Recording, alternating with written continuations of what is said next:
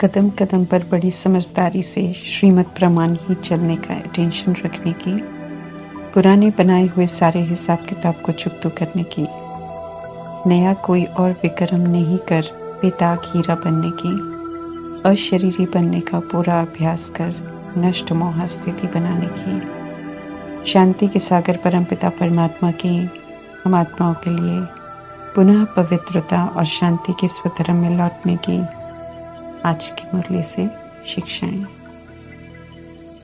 भक्ति मार्ग में अनेकों को भगवान मानते हैं और खुद को कभी उनका दास, कभी चरणों की धूल समझते हैं। अपने दर का चाकर बना लो कहकर उनके आगे अर्ज करते हैं। भगवान और अपने बीच की दूरी बहुत ज़्यादा है ऐसा अनुभव करते हैं। उनसे मिलना, उनकी एक झलक पाना भी बहुत मुश्किल है ऐसा समझते हैं। परंतु संगम युग में आकर जब परमात्मा अपना परिचय देते हैं, अपने से मिलने की विधि बताते हैं, अपने समान बनने की समझ देते हैं, समीपता को अनुभव करने की विधि बताते हैं, संपूर्ण ज्ञान लुटाते हैं, अपनापन अनुभव कराते हैं, अपने से भी ऊंचा उठाने की, पूजनीय बनने की विधि बताते हैं, तो समझ में आता है कि परमात्मा वास्तव में कितने निरअहंकारी हैं। सिर्फ उनसे सच्चे रहें तो सहज ही सर्व अनुभूतियां कराते हैं, हर पल समीपता का अनुभव कराते हैं, बशर्ते हम उनकी श्रीमद् प्रमाण चलें। उनके समीप अगर हम सदा हैं तो स्वप्न में भी माया आए तो विजय निश्चित है। समान बनने की विधि है कि संकल्प हो, बोल हो, कर्म हो, सभी में परमात्मा को साथी बनाकर रखना है। भक्ति के सत्संग में तो औरों द्वारा लिखी हुई बातों को सुनते हैं, पढ़ते हैं, सुनाते हैं, भजन गाते हैं, पाठ पूजा करते हैं, लेकिन सिर्फ मुख से करते हैं, समझते कुछ भी नहीं है। इसलिए परमात्मा से समीपता का अनुभव नहीं करते हैं।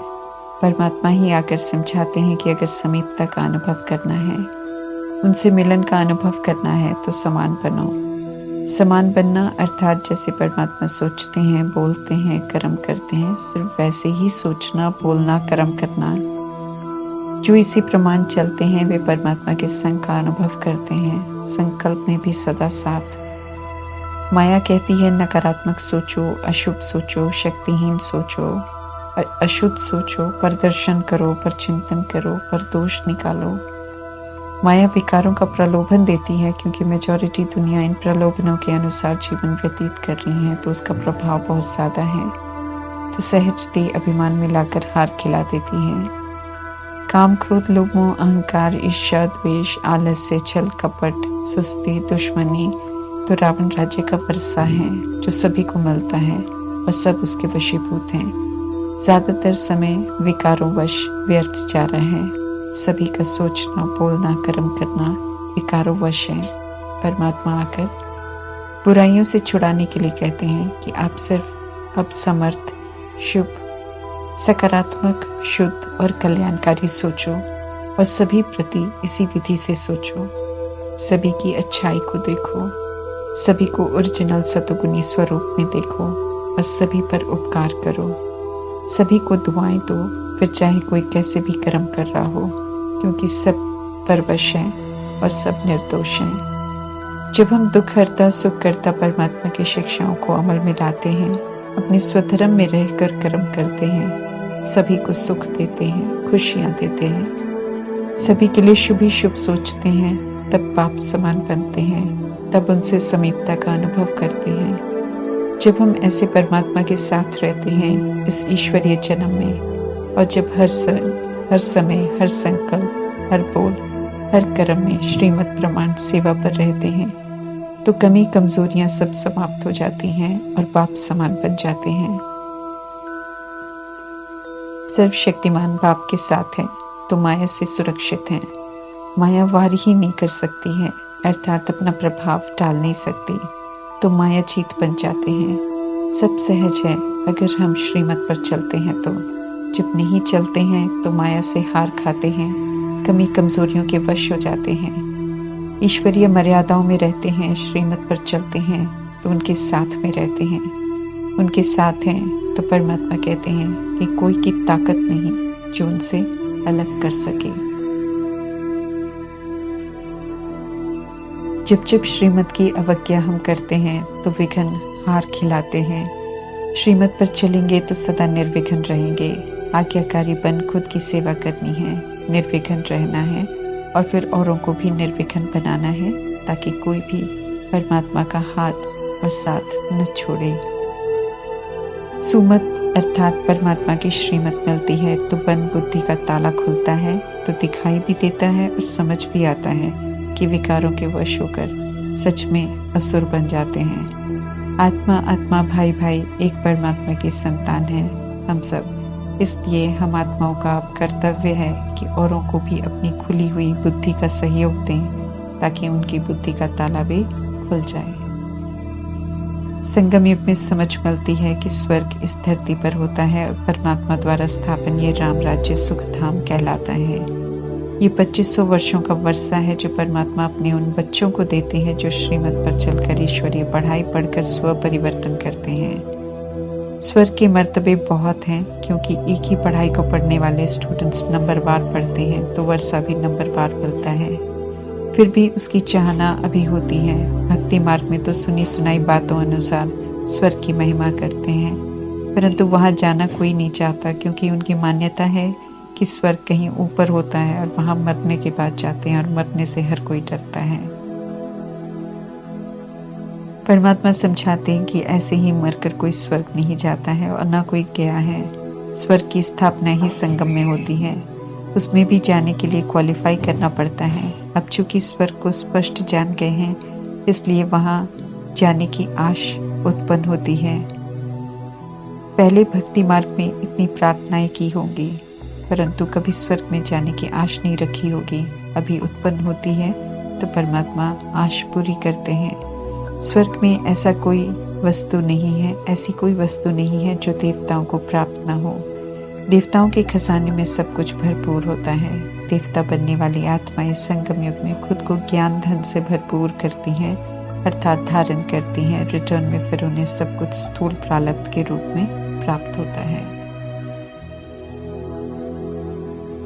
कलयुग में आत्मा रूपी सीताएं बहुत दुखी होती हैं, भक्ति करती हैं, पुकारती हैं, और ज्यादातर तो आत्माएं पुकारती हैं जो लंबे समय से धरा पर हैं और जिन्होंने कल पहले पावन बन भगवान से सुख पाया है, अभी पुनः भक्ति का फल देने आए हैं परमात्मा खिवैया बागवान पतित पावन बनकर।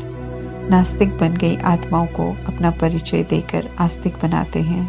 जब तक परमात्मा का यथार्थ परिचय नहीं, तब तक हम सब नास्तिक हैं। नास्तिक हैं तभी तो भगवान के नाम पर झगड़ते हैं, लड़ते हैं, एक दूसरे को मार भी देते हैं।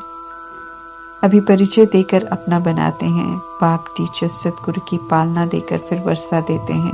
अंधश्रद्धा में बिना भगवान को जाने तीर्थों में जाते हैं, वेद शास्त्र पढ़ते हैं, परंतु दुर्गति भी होती रहती है, क्योंकि चरित्र से गिरते जा रहे हैं। आत्मा स्वधर्म के विपरीत चल रही है, इसलिए अंदर कहीं अनुभव होता है कि वे दुर्गति में है, इसलिए छुड़ाने की पुकार करते हैं। सब खास तौर पर पूजा स्थानों में जाते हैं। तब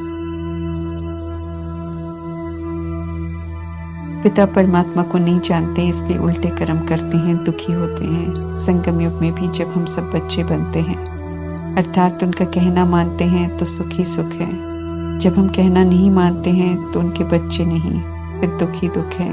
एक का 100 गुना दुख है। सुखी रहना है तो उनका बच्चा बनना पड़े, उनकी श्रीमत पर चलना पड़े। जीवन मुक्ति हो या मुक्ति लेने के लिए सभी को परमात्मा के पास ही आना है। कोई जल्दी आते हैं, कोई लेट, लेकिन आना तो सभी को यहाँ ही है। याद करते जाएंगे, आत्मा पर चढ़ी मैल उतरती जाएगी। हर बात फिर सहज समझ में आती जाएगी। पहले आत्माएं क्षीर सागर में थे, माना पवित्र थे, सतयुग में थे। द्वापर युग से विषय सागर अर्थात विकारों के कारण पतित बने। आखिर फिर से भगवान विकारों से मुक्त कराकर निर्विकारी बनाने आए हैं। नर से नारायण बनेंगे, मनुष्य से देवता बनेंगे, ऐसा तो किसी ने भी स्वप्न में भी नहीं सोचा था। परमात्मा कहते हैं कि अब वे स्वर्ग का वर्षा देने आए हैं। इसलिए अब स्वर्ग में चलने की आश बुद्धि में धारण करनी है। धारण करेंगे तो वहां जाने का पुरुषार्थ करेंगे। माया की झूठी मत पर चलकर नरकवासी बन गए हैं, अभी सुमत मिल रही है, इस पर चलेंगे तो स्व राज्य अधिकारी बन जाएंगे। कुमत देह अभिमान में लाती है और विनाशी चीजों के पीछे जाने की तमन्ना जगाती है और उसी में व्यस्त रखती है। समझ का दरवाजा बिल्कुल बंद कर देती है। सुमत श्रेष्ठ मत है जो चरित्र को श्रेष्ठ बनाना सिखाती है। जब चरित्र श्रेष्ठ हो जाता है तो सब कुछ स्वतः ही मिलता है, उसके लिए फिर कोई प्रयास नहीं करना पड़ता है। संपूर्ण बनने का प्रयास करना है, माया की ठोकर खाकर मुर्दा नहीं बनना है। अटेंशन देंगे तो समझ में आएगा कि जब भी श्रीमत की अवज्ञा कर मन मत पर चलते हैं या रावण की मत पर चलते हैं तो उलझ जाते हैं, दुखी होते हैं, चिल्लाते हैं। ज्ञान मार्ग कदम कदम सावधानी रख चलने का मार्ग है, इसलिए परमात्मा समझाते हैं कि कदम कदम श्रीमत लेते रहो तो कल्याण ही कल्याण समाया हुआ है। श्रीमत पर चलने में उदाहरण बनने वाले प्रजापिता ब्रह्मा और जगदम्बा को सामने रख कहते हैं कि श्रीमत पर चलकर ही वे लक्ष्मी नारायण बने हैं। फुल अटेंशन रखा है स्व पर। इन्हीं की तरह परमात्मा सभी को कहते हैं कि श्रीमत पर चलो तो आप भी ऐसे श्रेष्ठ बन सकते हैं। कुछ उल्टा करके पछताना नहीं है, बल्कि कुछ भी कदम उठाने से पहले ही खुद को चेक करना है ताकि कुछ गलत ना हो। माया से थप्पड़ खाकर फिर परमात्मा को बताएंगे तो परमात्मा कुछ नहीं करेंगे। करने से पहले की सावधानी देते हैं। सावधानी पर हमें चलना है। सावधानी के बिल्कुल विपरीत चलेंगे तो हम सब खुद के लिए खुद ही जिम्मेवार हैं। कर्म में आने के बाद वो मेरा अकाउंट बन गया, जिसे फिर मुझे ही चुकता करना पड़ेगा। परमात्मा जब पवित्र रहने की प्रतिज्ञा करने को कहते हैं तो पवित्रता को धारण करने की शक्ति भी देते हैं। जब हम सब हाँ करते हैं, इसलिए प्रतिज्ञा करने वाले गृहस्थ में रहते हुए भी पवित्र रहते हैं। दुनिया वालों को मुश्किल लगता है क्योंकि उन्होंने परमात्मा से शक्ति ही नहीं ली। बहन भाई के रिश्ते में पवित्रता को मान देते हैं, इसलिए विकारों की दुनिया में ईश्वरीय परिवार रचकर एक ही पिता की संतान का एहसास दिलाकर ब्रह्मा मुख के द्वारा रचकर ब्रह्मा कुमार ब्रह्मा कुमारी का टाइटल देकर पवित्र रहने की युक्ति रचते हैं परमात्मा और समझाते हैं कि अब ईश्वरीय कुल को कलंकित नहीं करना। दुनिया वाले भले हंसते हैं, परंतु यही तो एक युक्ति है जिससे परमात्मा पुनः आत्माओं को उनके पवित्रता के ओरिजिनल स्वधर्म की तरफ युक्ति से लेकर जाते हैं। सृष्टि रूपी ड्रामा की वृद्धि सतयुग में पवित्रता से ही हुई है, तो फिर अपवित्रता से वृद्धि करने की जरूरत ही नहीं है। जो अनैतिक है परमात्मा उसे बंद करवाते हैं और जो ओरिजिनल में नैतिकता थी उसे फिर से धारण करवाते हैं। ईश्वरीय फैमिली में क्रिमिनल असॉल्ट करना, अपवित्र बनना बिल्कुल मना है। ईश्वर की नई रचना पवित्र रचना है और उनके द्वारा स्थापन 2500 वर्ष की राजधानी भी पवित्र है। वहाँ कोई भी विकार की कोई हिंसा नहीं होती। निर्विकारी बनना परमात्मा अभी संगम युग में सिखाते हैं। जब हम सब बन जाते हैं तो कलयुग विनाश हो जाता है, फिर देवताओं का राज्य शुरू होता है। शास्त्रों में देवताओं को और असुरों को इकट्ठा दिखा देते हैं, लेकिन परमात्मा बताते हैं कि जब देवता राज्य करते हैं तो असुर नहीं होते और जब असुर होते हैं तो देवता नहीं होते हैं। ये भी यादगार है अगर इसे आध्यात्मिक रूप से समझेंगे तो। वास्तव में देवता बनने वाली आत्माएं संगम युग में अपने अंदर विराजमान विकार रूपी असुरों को परमात्मा की याद में रहकर तपस्या कर गुप्त युद्ध कर उन पर विजय प्राप्त करती हैं। ये युद्ध गुप्त और असुर जितने हैं वो अति सूक्ष्म, उनका कोई स्थूल रूप नहीं होता है, लेकिन संगम युग में श्रीमत प्रमाण किए हुए कर्तव्यों का यादगार जरूर बनता है, तो भक्ति मार्ग में उन्हें स्थूल रूप दे देते हैं। देवताओं को और असुरों को हिंसात्मक युद्ध करते हुए दिखा देते हैं। परमात्मा आकर यथार्थ क्या होता है उससे परिचित कराते हैं और समझाते हैं कि देवता कभी हिंसा नहीं करते। इसी तरह कौरवों और पांडवों की भी कोई लड़ाई नहीं होती है। पांडव तो संगम युग में परमात्मा से प्रीत बुद्धि बनने वाली आत्माएं हैं, संपूर्ण अहिंसक होती हैं। श्रीमत पर चलकर अपनी अवस्था को वे ऊंचा बनाती हैं। कौरव तो परमात्मा से विपरीत बुद्धि होकर चलते हैं, इसलिए कौरव आपस में ही हिंसात्मक युद्ध करके खुद को खत्म कर लेते हैं।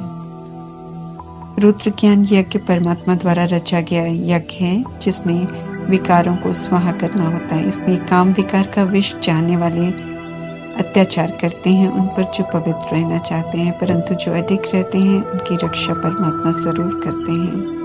पवित्र रहने में हमें बहादुर बनना है। स्वधर्म है ये आत्मा का, इसे किसी भी हाल में छोड़ना नहीं है। शुरू की आत्माओं ने इसके बहुत सबूत दिए हैं। माया मोहिनी रूप लेकर आएगी, मोह उत्पन्न करेगी, आकर्षण भी लाएगी, परंतु खबरदार रहना है, क्योंकि इससे धोखा ही मिलना है।